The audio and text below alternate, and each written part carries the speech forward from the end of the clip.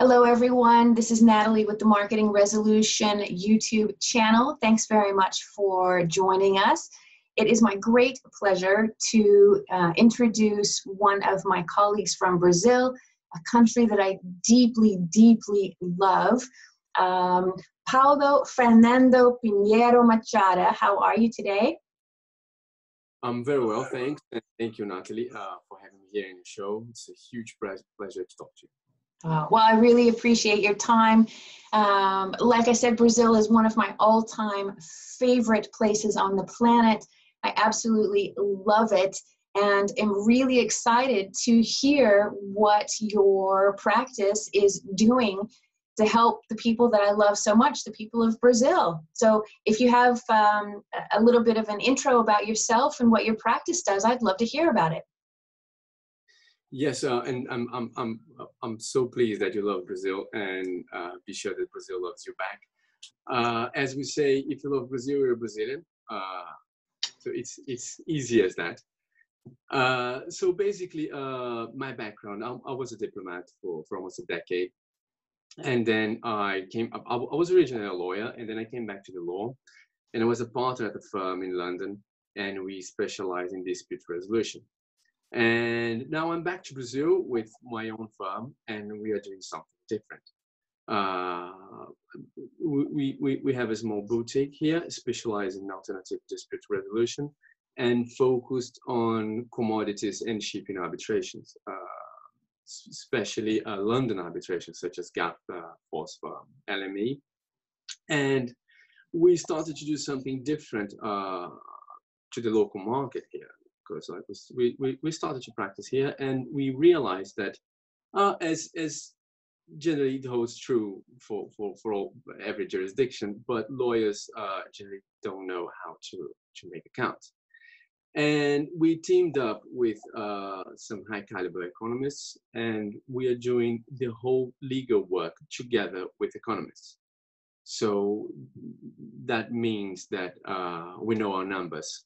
And the results are being completely groundbreaking in the sense that when we come with economic calculations, not just chartered accountants calculations, it completely changes the perspective. And it's really good for alternative dispute resolution, because we can come with formulas and calculations, and the arbitrators are ready to understand them. So that's basically what we are doing and trying to do something different here. Well, I love that. I think that that's a fantastic hybrid and must put you in a really unique position in the marketplace to have both the economic, mathematical, technical end of the spectrum covered, in addition to having the diplomatic understanding of multiple languages, multiple cultures, multiple legal systems. That puts you in a really powerful position in your marketplace.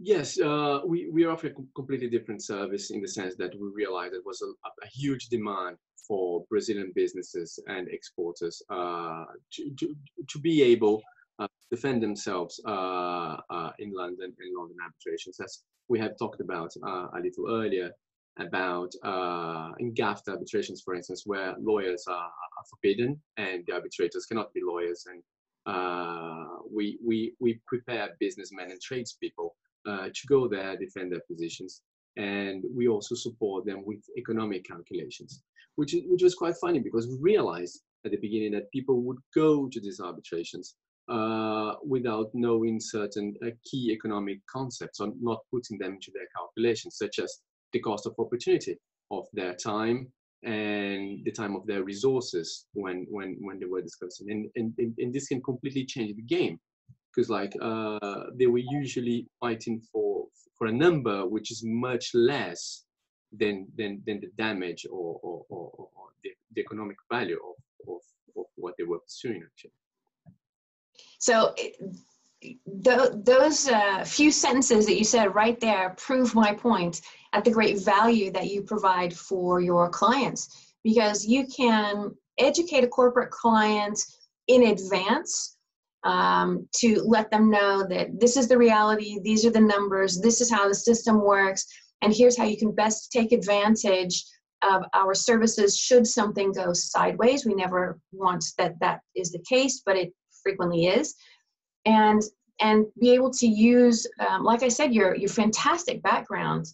I know that in previous conversation, I didn't even count how many languages you speak. And you and I have compared all the different countries that we've lived in and enjoyed. And I should have kept a tally, but I didn't. It would have required more fingers than I have on both hands.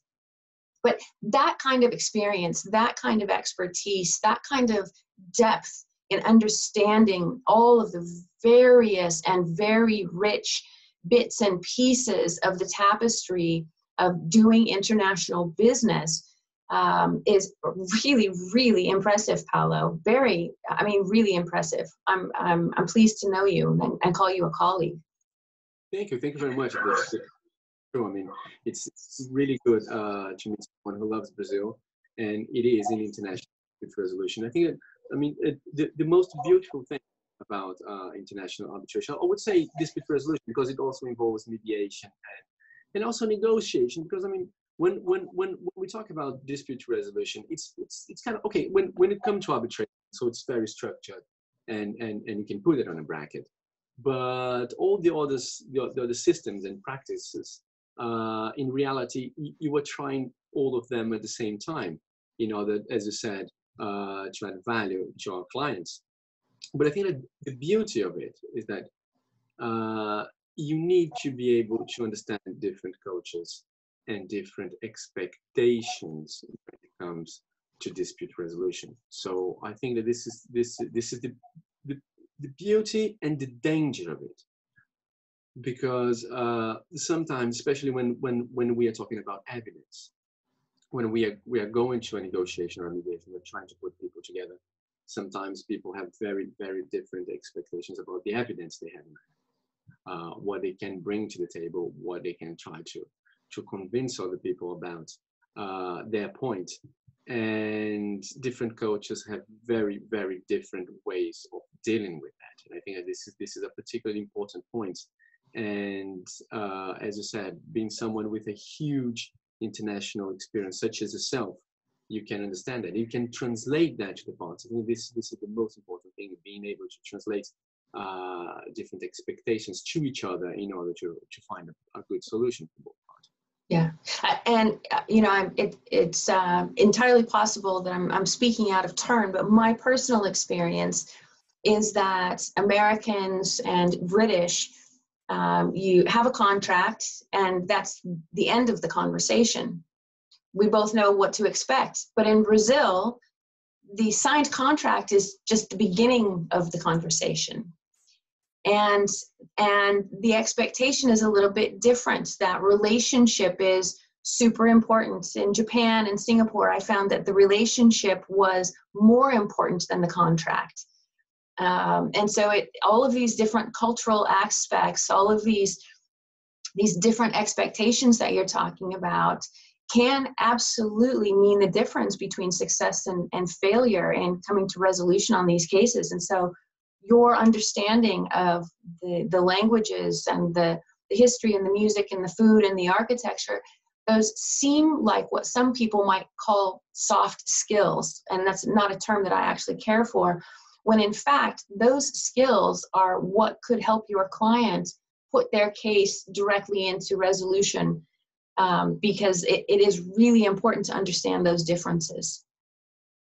Yes, indeed, because usually when we come to alternative dispute resolution, there's something we value more than our position, which is usually the relationship of the parties, because parties usually have big stakes at hand, and somehow they want to continue trading and dealing with each other, but they need to solve the dispute.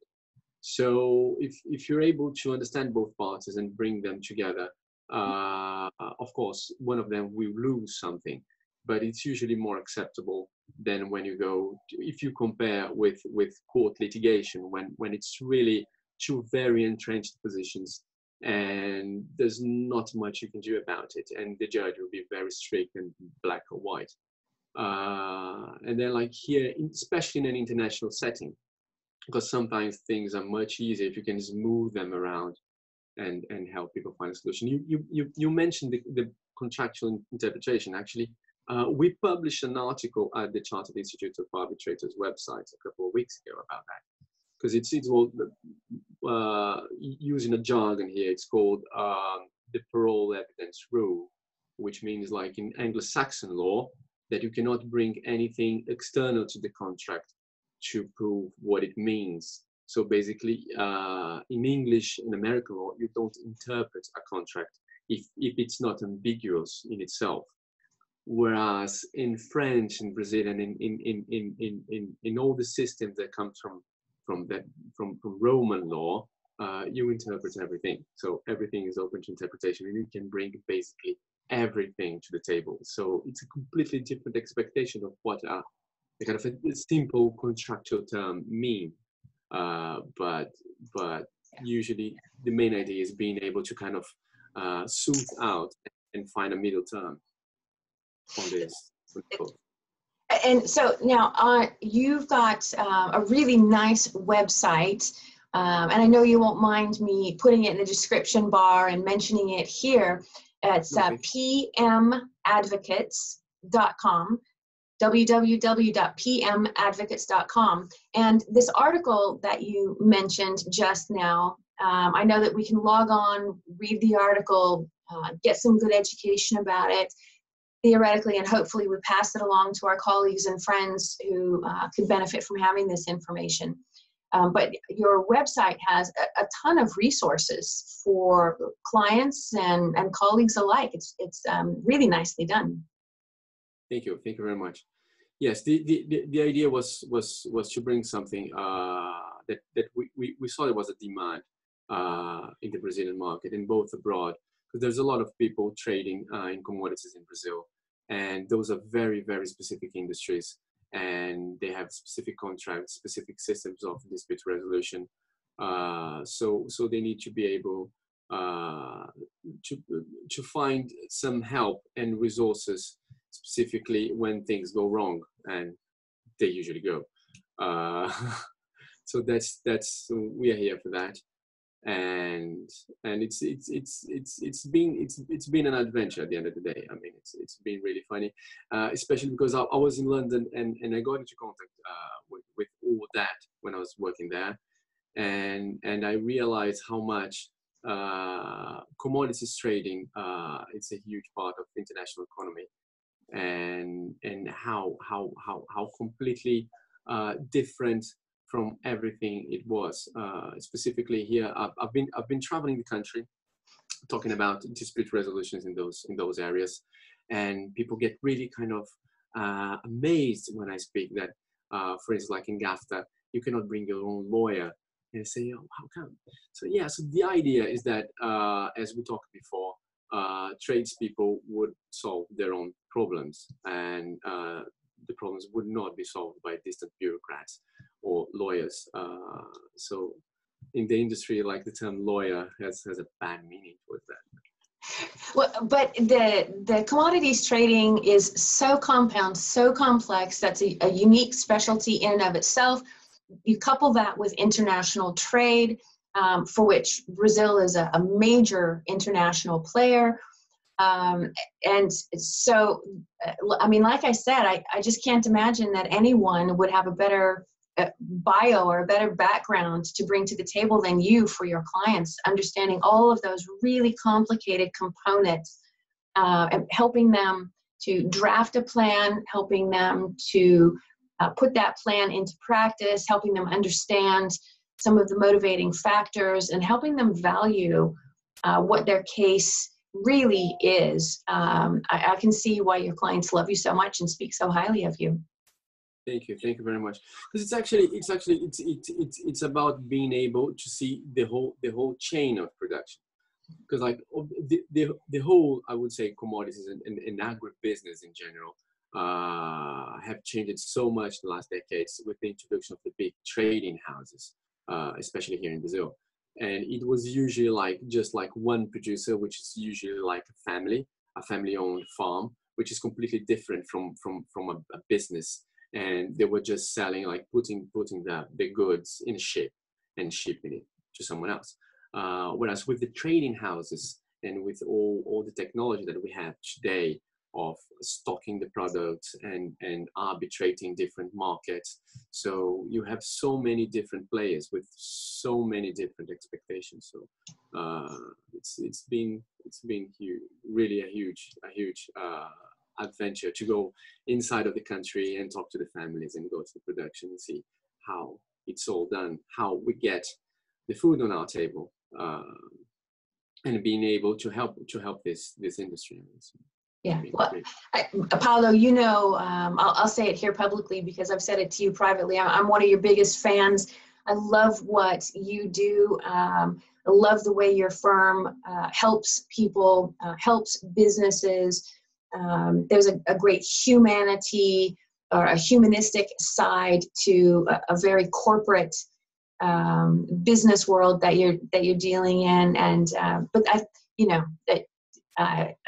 that's, I think, true of the Brazilian culture. It's just a warm, sincere culture, and that really comes across in the work that you do. Yes, I think that one of the nice things about working in Brazil, and you know that by yourself, that like we are a very open country, and one of the nice things that we need more people actually in alternative dispute resolution in Brazil, because there's a huge demand, and we don't have enough people to attend that demand.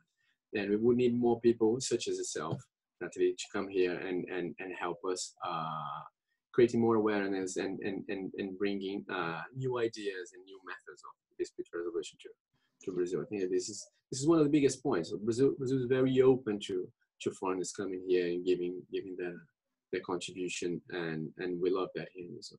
Yeah, well, you don't have to ask me twice. I can get a plane ticket this week. Brazil is one of my favorite places, and I've previously enjoyed holiday there. Previously enjoyed doing business there.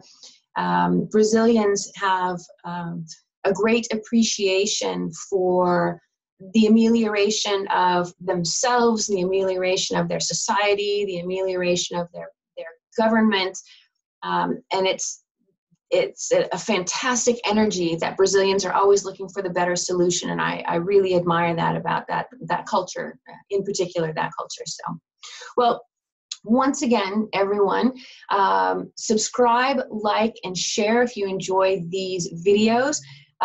Paulo has let me know that he's going to be releasing 2 books in future, and so we'll have him back on the channel to chat to him about his 2 future publications. Again, you'll want to log on to his website, pmadvocates.com. And if you've got any comments, questions, leave them in the description bar, or in the comments section rather, or send them directly to Paulo via his website. Paulo, it's such a pleasure talking to you, and I'm really looking forward to having you back soon. Yeah, me too. Thank you very much. It was really, really a pleasure for me. Obrigada. Ciao, Paulo. Ciao.